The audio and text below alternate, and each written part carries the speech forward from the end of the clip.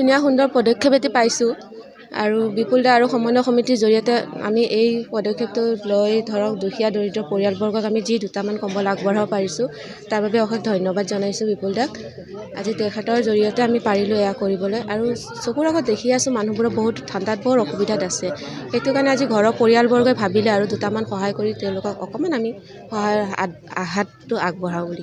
আমি সমন্বয় সমিতি আৰু ছেভ এলিফেণ্ট এই সংস্থাৰ তৰফৰ পৰা আৰু ৰাইজৰ তৰফৰ পৰা বিশেষকৈ আমি এই পৰিয়ালবৰ্গটিক আমি বিশেষভাৱে এইকাৰণেই ধন্যবাদ দিছোঁ।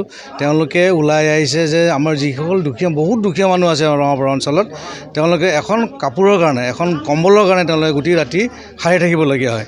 যাৰ কাৰণে তেওঁলোকে আমাৰ যুৱ ব্যৱসায়ী সুৰজ বসুমতাৰীয়ে আমি সকলোৱে তাক বাবা বুলি মাতোঁ আৰু তেখেতৰ ভণ্টি লক্ষী বড়ো বসুমতাৰী তেখেতেও আমাৰ মাজলৈ ওলাই আহিছে আৰু তেওঁলোকে যথেষ্ট আমাৰ দুখীয়া মানুহসকলক এই কম্বল বিতৰণ কৰি আজি সহায় কৰিবলৈ আগবাঢ়ি ওলাই আহিছে।